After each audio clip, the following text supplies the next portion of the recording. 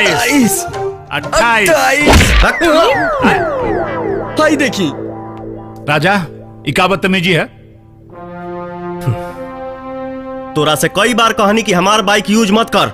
दे चाबी दे। ना दे। ए राजा, ई घर में जब हमार कोनो इज्जत ही नहीं खे तो घर में रह के का फायदा। जाता नहीं हम। अरे नाश्ता तो करके जाए। अरे रखा अपन नाश्ता। चिकोटी कलाई वे ओ गोरी तो हर चिकोटी कलाई वे ओ गोरी तो हर चिकोटी कलाई वे। अरे भोदुआ, पहले गाला ठीक कर। लेकिन ठीक बा, ऊ अभी तक भौजी ना आइली। भैया हो तो हर दूध गसाली एगो बिया गोरे गो काली सहेली। कल के हमारा डांस कैसन रहा आरती? अच्छा रहे भौजी के। हाँ सुनी, राहुल सहेली निखी दिखाई दे। सहेली कौन? उहे जवान डांस प्रोग्राम में आइल। अच्छा प्रीति। तो उनका नाम प्रीति है। हाँ, और वो डांस प्रोग्राम ना विदाई समारोह रहे। और प्रीति कॉलेज से विदा ले चुकल बाड़ी। चल प्रिया। रुकी। हाँ? का हम उनकर पता जान सकीले? दीवाना लगा ताड़ा, और दीवाना खातिर कुछ असंभव नहीं खे। पता लगा लो। सुन लेला ना। चल आप गैलीन। अरे हाथ ऐसे ना, किस्मतों से निकल गैलीन। हाँ। किस्मत से निकल जाई हैं, फकीर दिल से ना निकल पाई हैं। बड़ा मुश्किल बा भैया।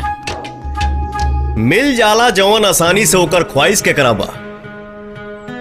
जिद तो ओकर बा जवन मुकद्दर में लिखल नहीं खे। कॉलेज तो कॉलेज, भारत और आशिक के ढेर लागल बा। हाँ प्रीति, पता मांगत रहलू तोहर आशिक। अगर हम पता बता देती तो पहुँच जाए तोहरा घर तक। अरे प्रीति, वो तो हमने झूठ बोल देनी कि तू कॉलेज छोड़ चुकल बाड़ू, ना तो रोजे कॉलेज के चक्कर लगाते। अच्छा। के रहल वो आशिक?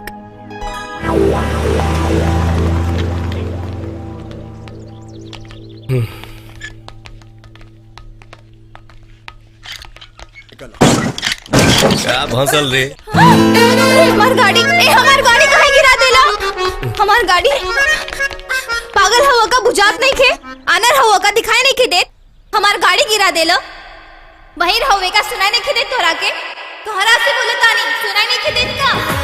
तोहरा से बोलतानी सुनाई नहीं खे देत का? बहिर हवे का सुनाई नहीं खे देत तोहरा के।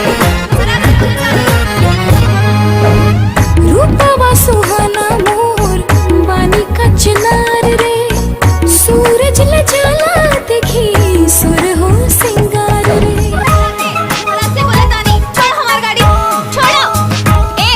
छोड़वा के पुलिस की बुलाई। छोड़ो। अरे नॉनसेंस। अरे उठा। कहाँ से एक नमूना से भेंट हो जाला। पता ना अब गाड़ी चालू हुई कि ना। हे भगवान। बवाले बा।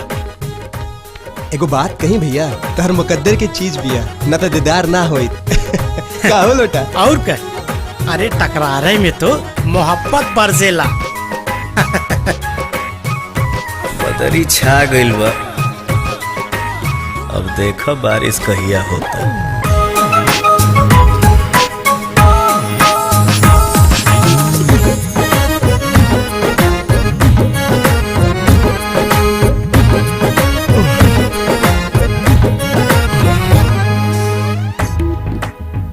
जी है हमार प्रीति, तू ही बताओ कही अच्छी किए दाद।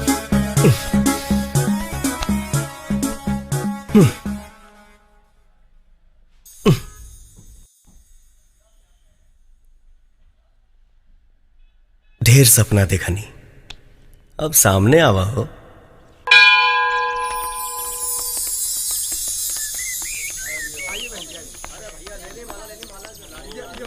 ए राजा भैया, जो किस्मत में नहीं वो आकर चला जाएगा, जो किस्मत में है वो दौड़ कर आएगा। इसी चुप सर। काहे भैया, वो देखा तुम्हार किस्मत सामने चल के आवती है। चलो, भोलेनाथ के दर्शन बढ़िया से हो गए।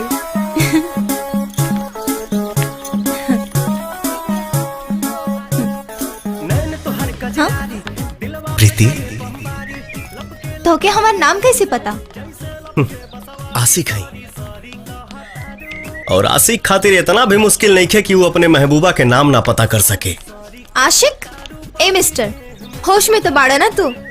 ना जान ना पहचान, मैं तेरा मेहमान। मेहमान तो बनिए गइल बड़ो हमरा दिल के। बाकी तू हमार दिल के मेहमान दका, हमार दिल के बाहर पहरेदारी करे के भी लायक नहीं है।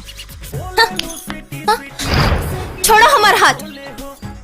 बहुत प्यार करी ले, हद से ज्यादा, खुद से ज्यादा, और रब से भी ज्यादा। सुना, हमार माई बहुत खुश हुई तोहके पतोह के रूप में पाके। ए, प्यार तोहरा बाप के जागीर ना हो। तोहरा माई के पतो बनावे के इतना शौक बा तो जाके अपना जैसन अनपढ़ गवार लेके के मेहरारू बना लो।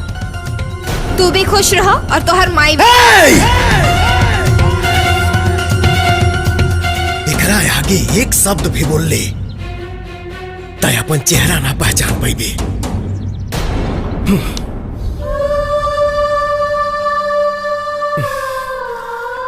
तो के भुला तो नहीं की सकत, कहे कि प्यार करीला।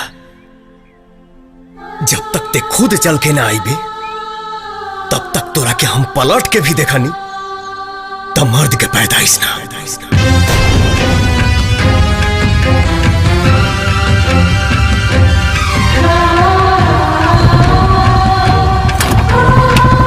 राजा भैया,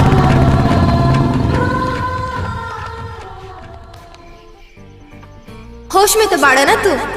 बाकी तू हमार दिल के मेहमान दका, हमार दिल के बाहर पहरेदारी करे के भी लायक नहीं। सगरो धुआं धुआं उठल जिंदगी में हमरा ऐसे, सगरो धुआं धुआं उठल जिंदगी में हमरा ऐसे, जान बिन बेजान भैनी जी ही बोल कैसे, तू बतावाना समझावाना। प्यार तोहरा बाप के जागीर ना हो। तोहरा माई के पतो बनावे के इतना शौक बा तो जाके अपना जैसन अनपढ़ गवार लेके के मेहरारू बना लो। अनपढ़ गंवार के प्यार करे के कोनो हक नहीं के। हाँ, हक बा, लेकिन प्यार मोहब्बत ना किस्मत के चीज बा। बाकी तोहरा वादा करे का जरूरत रहल कि हम कभी तकबर ना करब? अरे अखिया पे केहू जोर बा कि कहीं लौक गल तो का करब? ना ताकब तो ना ताकब। दे बोतल दे। भैया नहीं, भैया चला, भैया राय दे, चला संभाल के, पकड़ पकड़।